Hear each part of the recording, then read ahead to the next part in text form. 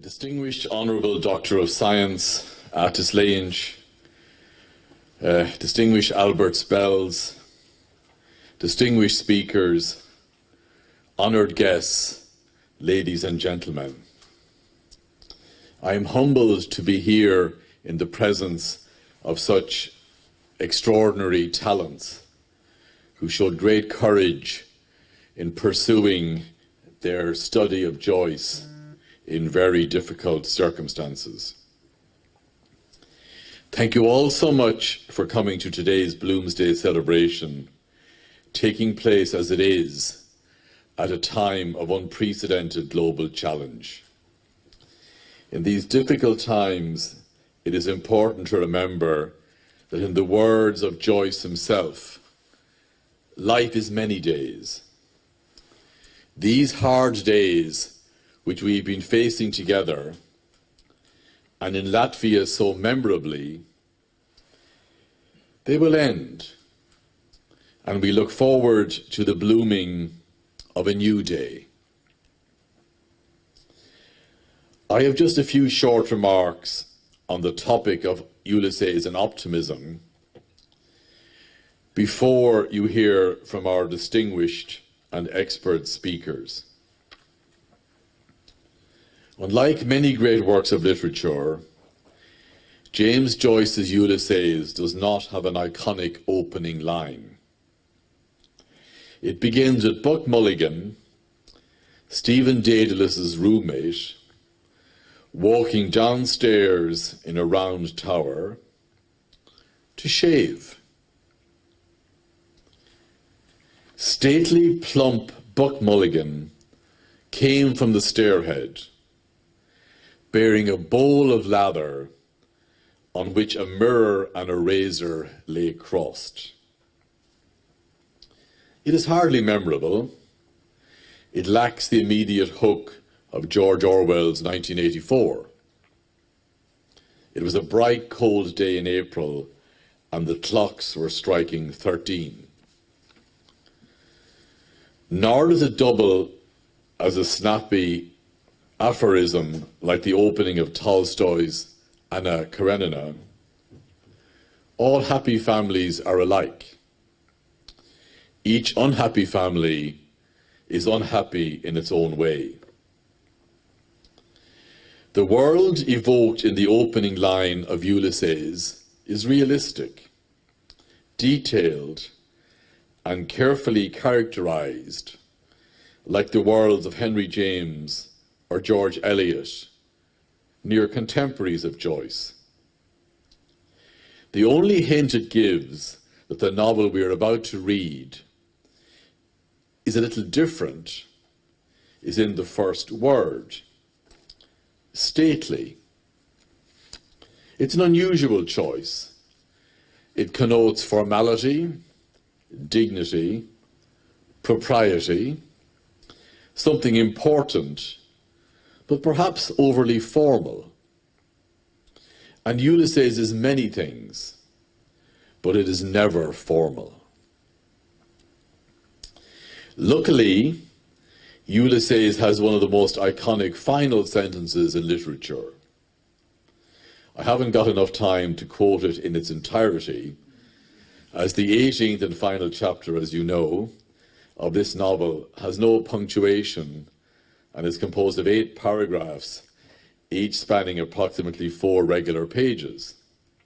It's almost as long as an ambassador's speech, actually. But the final word is sufficient for our purposes. A capitalized yes.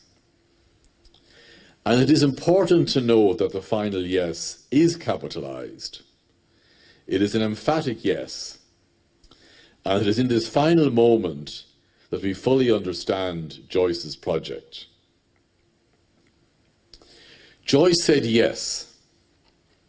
He said it over and over again to every part and particle of Dublin, big and small, major and minor, to its people, places, papers, songs, sights, smells, sounds, from a bar of soap to Trinity College. He said yes to them all and invited them into his life wholeheartedly. He allowed all aspects of Dublin to pass, unfiltered, through his two principal characters, Stephen Daedalus and Leopold Bloom. Joyce said yes to the everyday, to the mundane, yes to the comic and the tragic and the vulgar and the profane. He wrote them all into his novel, confirming their existence and affirming their place in his glorious tapestry of Dublin life. Joyce reportedly boasted that if Dublin were destroyed, it could be reconstructed from my book. This claim may involve an element of hyperbole, but is a testament to Joyce's vision, which was to depict Dublin as it was, in all its details, to say yes to his world and all that was in it. Read in the context of today's pandemic, the final line of Ulysses is a call to open our minds and our imaginations, a reminder not to let this crisis diminish us the way it has done our physical horizons. Instead, we should live as Joyce engenders us to live, inviting in the world, and particularly in this moment, those who have been self-isolating these past few months to protect themselves and the ones they love. It is a call for us not to take the joys of life as we knew it for granted, for life as we know it will return. And we should be ready to say yes to it when it does.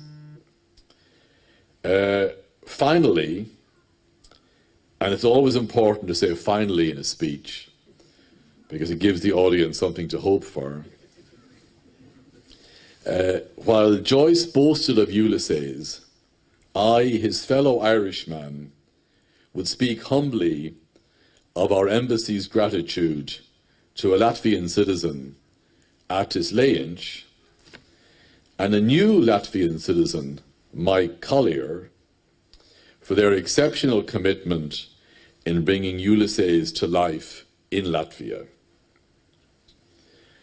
Distinguished guests, I am sure you will find this panel today stimulating, enlivening, and enlightening, and that even in these straitened circumstances, you will enjoy today's celebration of Bloomsday.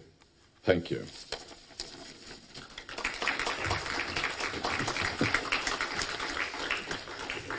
Ambassador, hyvät naiset, pateettiidrat, Slovenia, next up of the lady. This is you. This is all in Latvian, but that much you know. Please,